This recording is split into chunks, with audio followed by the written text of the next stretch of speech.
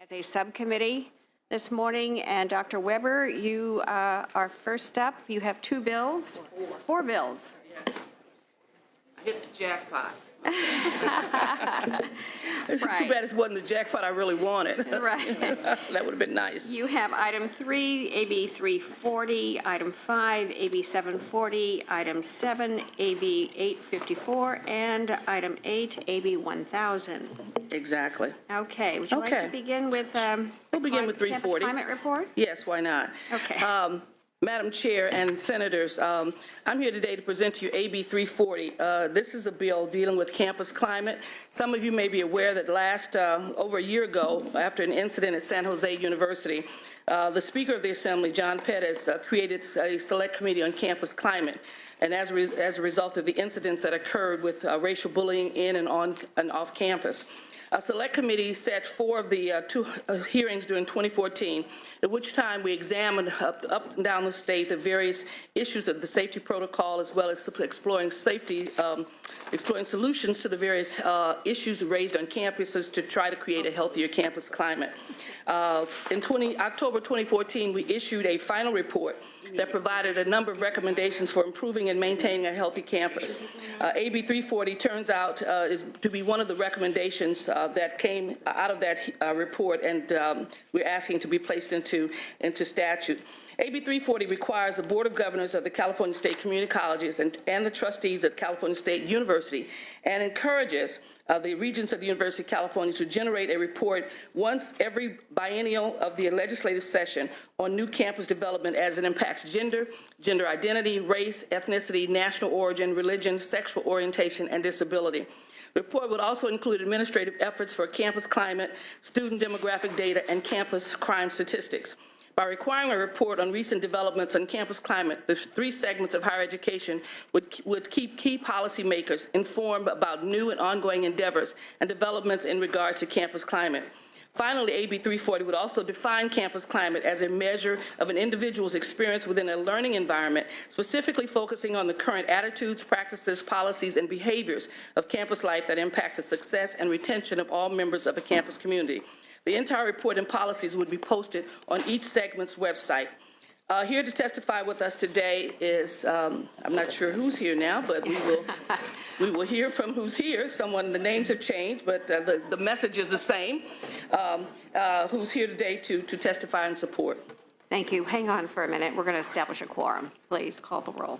Liu? Here. Liu here. Renner? Block? Here. Block here. Hancock? Leyva? Here. Leyva here. Mendoza? Monning? Pan? Here. Pan here. Vidak? Present. Vidak here. 5. Okay, great. Those in support of the bill, please. Madam Chair, members of the committee, Christy Bauma here on behalf of the California Federation of Teachers. We are pleased to be in support of this measure. Campus climate contributes greatly to a successful environment for all participants in a student's education, and so we're delighted to be here in support. Thank you. In support. Madam Chair, members, Adrian Lopez on behalf of the University of California in support. Thank you. Any others in support? Hi, Justin Selnick on behalf of the California Community Colleges in support. Great. Okay, fine. Thank you. Any others in support? Any opposition to the bill? The committee did not receive any opposition. Any comments, Senator Block? Yes, thank you, Madam Chair.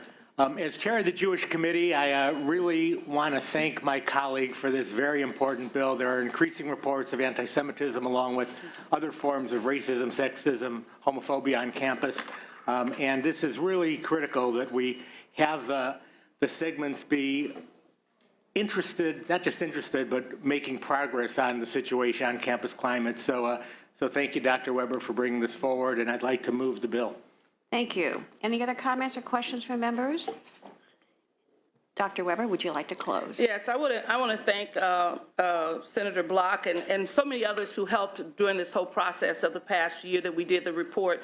This select committee has been reauthorized again for the next 2 years. We already have agendas put out for the various campuses, and anti-Semitism is one of the issues that we'll be addressing on one of our campuses as well. We try to have the hearings throughout the state It's been very productive, and interestingly enough, we met last week, I think, with the president of San Jose and his new staff. And as a result of the hearings, there's been a tremendous change on that campus in terms of staff and attitude and perspective, and they have some exciting programs that are coming forward. So we're really pleased with that, and basically being able to shine a light on these issues always somehow or another wakes folks up and brings it to fruition. Most of you know my philosophy is always that hatred is basically the acceptance of others and inclusion is a rare flower that constantly needs care and attention, but hatred is a weed and it grows best in neglect. And so we can never neglect this issue, and we have to always be vigilant in order to create the campuses and the environment in California that we want. I respectfully ask for your aye vote. Thank you. Please call the roll. Do pass to appropriations. Lou? Aye. Lou, aye. Runner? Block? Block, aye. Hancock? Leyva? Leyva, aye. Mendoza? Moning? Pan? Pan, aye. Vidak? Vidak, aye. That's 5. It's 5 votes, sufficient for passage. We'll keep the roll open for our absent members. Thank you. Thank you. You have item 5. AB 740 deals with academic content standards update.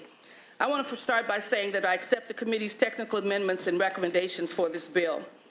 Academic content standards are an essential part of California's achievement and accountability system. However, there is currently no process in place for their regular review and update.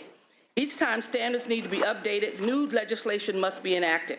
Review and update of these standards is necessary due to changes in disciplinary knowledge and academic research, even if only minor changes are there. The purpose of 740 requires the state superintendent of public instruction, who is the sponsor of this bill, to recommend to the State Board of Education a schedule for the regular update of academic content standards in all subject areas. Upon appropriation by the legislature, an academic content standard advisory committee will be convened to recommend updates to content standards in each subject. These recommendations will then be passed to the State Board of Education for adoption and will be posted on the State Department of Education's website before a final adoption action is taken. We have a number of persons here. This bill is supported by the California School Board Association, California Teachers Association, and as I pointed out earlier, is sponsored by the State Superintendent of Instruction, Tom Torlakson.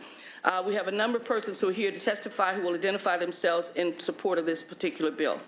Thank you very much. In support of the bill. Yes, good morning. Sue Vang on behalf of State Superintendent of Public Instruction, Tom Torlakson, sponsor of the bill. AB 740 creates a rational and predictable framework to help school districts and teachers plan for changes in curriculum.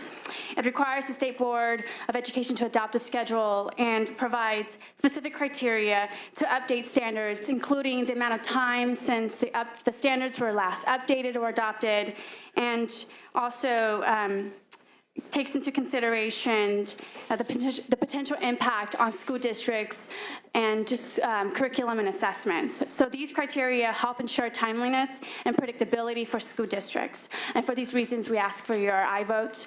With me today is Tom Adams, Director of our Curriculum, Frameworks, and Instructional Resources Division, to help answer any questions you may have. Thank you. Thank you very much. Others in support? Erica Hoffman on behalf of the California School Boards Association, very strongly in support of this.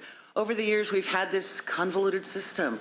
We adopt frameworks, we adopt curriculum outlines, and then we adopt the standards. We need to get this to be a rational system, especially for help for our schools, so that they can then rationally plan to adopt instructional materials and to prepare professional development programs. We very strongly urge your support on this bill. Thank you. Thank you.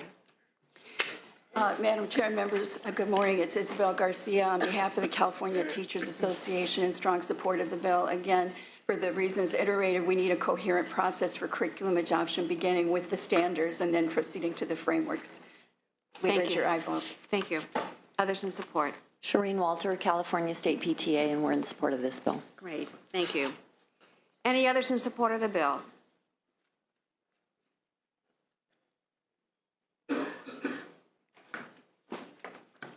Leticia Garcia with Riverside County Schools in support. Thank you. All right. Any others in support? Is there any opposition to the bill? The committee did not receive any opposition. Are there questions, comments from members? Senator Runner. Is this something the superintendent of instruction can actually do now? It seems like the costs I've read to do this, again, from the budget is like $3 billion. Is that correct? No, so the cost is not $3 billion. Tom Adams could probably weigh more on this.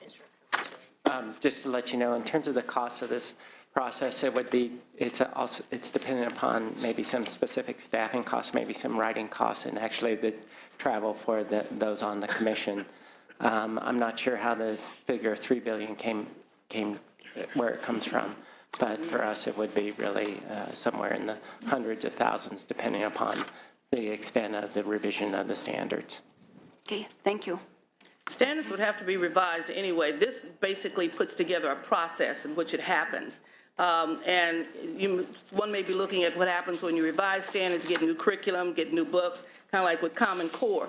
What we have now is a patchwork of process, and sometimes we get standards, and then we get adoptions and then standards, and there's no coordinated effort. There's no thought, even though people think about it, there's no ongoing process that's there, and we have to enact legislation every time we do this. And so this then gives the state superintendent and his Board of Education a process that they can put in place that they can then share with the districts who also are having to respond to the issues of the standards and the adoptions and the curriculum and the planning that's there. So it gives us really an organized process where we don't really have one right now.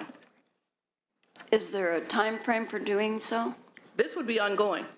Right. Because adoption's always ongoing, and it would be up to those in the curriculum area to basically identify when those adoptions and when they would occur. It's correct. So the bill requires that the superintendent establishes a schedule for updating standards for all current standards that we have. The state board would then adopt that schedule, and every time the subject area comes up for review, then the state board would determine if we should update those standards based on those criteria that we have set aside.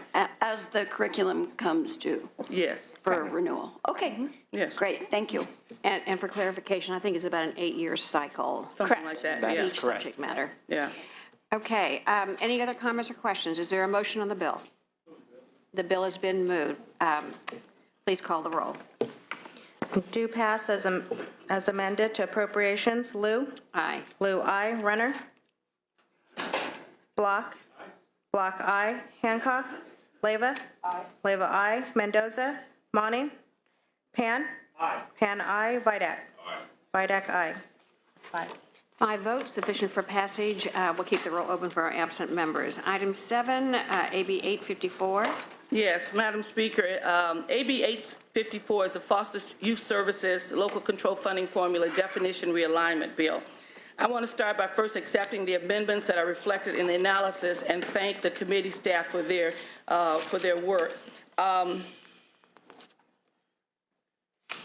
One of the things that it should be noted in the beginning, this bill began as probably a very simple bill that has now become, obviously, as most bills do, as we work through it. Several reports and studies have established that foster youth face unique educational challenges, which we saw that was reflected in our local control funding formula. A recent report issued by SRI International looked at year 1 LCFF implementation for foster youth and found the differing definitions of foster youth services in the foster youth services and the LCFF statutes were causing confusion at the local level such that not all youth were identified for services and were falling through the cracks.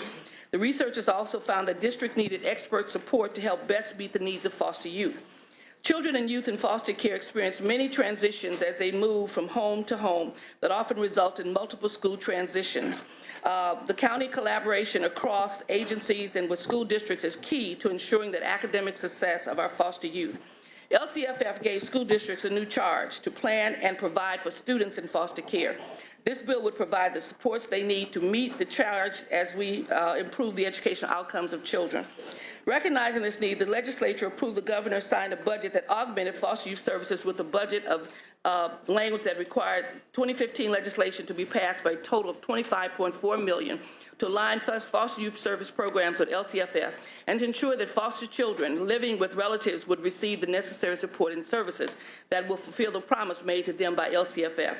This is the vehicle to ensure that there is continuity in service and support to one of the state's most vulnerable student population. So AB 854 seeks to, one, align the foster youth services program with local control funding formula to ensure the effective implementation of LCFF for students in foster care. It would also expand the foster youth service eligibility criteria to all students who fall within the definition of foster youth as defined by LCFF. Because foster youth service programs are not authorized or funded to serve foster youth in relative care foster care settings, an estimated 2/3 of California foster youth are not eligible to receive foster youth services support that has been proven to increase the educational success of students in foster care. In addition, this bill seeks to update the foster youth service program activities so they can support local implementation of LCFF for foster youth by, one, forming a collaboration among county agencies and LEAs, and enhances collaboration with higher ed institutions to facilitate and increase access to post-secondary opportunities in student care. Lastly, this bill will ensure that the monies allocated in the foster youth service program in the budget are implemented within a strong alignment to local control funding formula. We're accepting all of the committee's recommendation that's done in the analysis. I should also let you know that this has been truly a work in progress for the last couple of weeks after the funding of the bill at $25 million. It's been an ongoing conversation. It will continue to be an ongoing conversation. I will assure to all of you that in the beginning, as we talked about this process, our goal was always to, one, to increase services, not to decrease services. My mission is that no child who's ever been receiving services in foster care should not receive those services. And that's why we're constantly working with the language, with the finance office and others to make sure, to also ensure that there's no gap in services as we wait to try to implement the new concept, that there would be a gap in terms of people not receiving services. So as a result of that, we are still working on it. I'm working with the finance, with all the agencies, and we understand some of your offices have called, and we're dealing with that because my goal has never been to deny any child any services, to expand services to make sure that they're there. And we're working, we have between now and obviously another 3 or 4 weeks to make sure that that happens. So I want to ensure everyone here that that's my goal. It's never been our goal to reduce services. I will not move forward with this bill if some child or some agency is not receiving the services that they need to have. We can still fund it through the budget, but we want to make sure that we align ourselves appropriately. The challenge we faced in the beginning of this bill was that we had an entire population that was not eligible for services, and those were kids who were in relative care. They did not get support from foster youth services. And so as we increased our funding for relative care and wanted to encourage more kids to go in to be with their relatives, we were basically denying them the services they needed because they were not eligible to get tutorial and other kind of assistance because they were with relatives. Didn't mean that they didn't have needs, but they were not eligible. So this bill began as an effort to try to do that, to include that large population of students in the local control funding formula. So I know what happens when you put money on the table. Philosophies change, ideas change. So we're working to make sure that that mission is still fulfilled in this bill and that the funding that is there will go in that direction and that no child in California who's been receiving services will be denied services. That is our mission and goal. We have a number of individuals here who are witnesses to help to give their perspective and who have been working on this project with us to do that. Okay, in support of the bill, please. National Center for Youth Law in support of the bill. Chris O'Grady, former foster youth.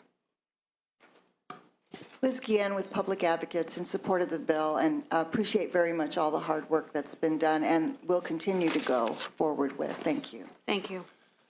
Madam Chair, Senator Seth Bramble here on behalf of the California Teachers Association in support of Assembly Bill 854. I really appreciate the work of the author.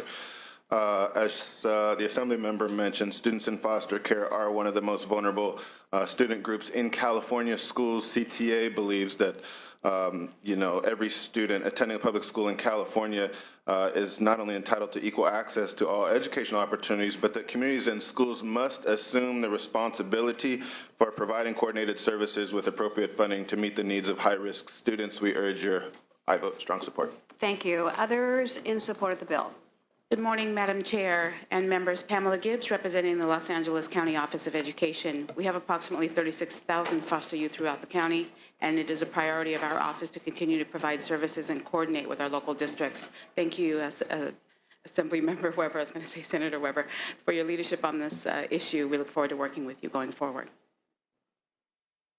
Good morning, Madam Chair, members. My name is Daisy Gonzalez, and I'm a former foster youth and also FYS service recipient. Today, I'm a doctoral candidate at the University of California, Santa Barbara, and I'm here in support of SB 854 because this is an opportunity to help all foster youth in California succeed. I'd like to thank Dr. Weber for her leadership on this issue and all of you for considering this bill today. And thank you so much for helping all of my brothers and sisters who are still living in foster care today. Thank you. Tough act to follow. Nancy Chidas Espinosa with the California School Boards Association. We are very much in support of this bill. It is in line with what our members are already trying to achieve, especially through the LCAP process and improving outcomes for those of our students who need the support the most. Thank you. Thank you. Danielle Molay, California Alliance of Child and Family Services, representing 115 foster care providers. Thank you. Shireen Walter, California State PTA, representing our over 800,000 members in support of the bill. Thank you. Any others in support of the bill? Madam Chair, Jeff Frost, representing the Orange County Department of Education. We're in support of the bill. Our only suggestion would be you might want to consider an urgency clause to ensure that there's no gap in funding, given that this implements the money that's in the budget. Thank you. Correct. Thank you. Any others in support of the bill? Is there opposition to the bill? I didn't receive it. Okay. Good morning. Morning. Thank you, Madam Chair and members.